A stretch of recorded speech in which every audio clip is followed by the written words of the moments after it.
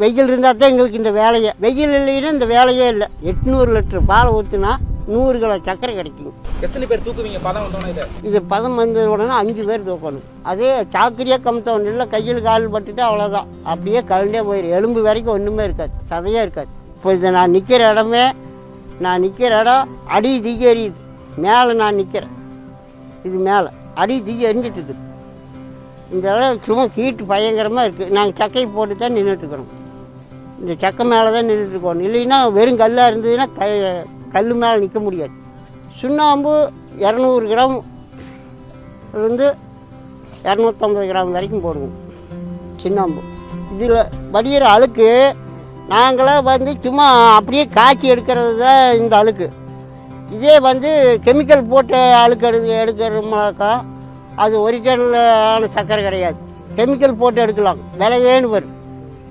இந்த அழுக்கு வந்து நாங்கள் எதுவுமே போடாத அப்படியே அதான் காய்ச்சி வர்றது தான்.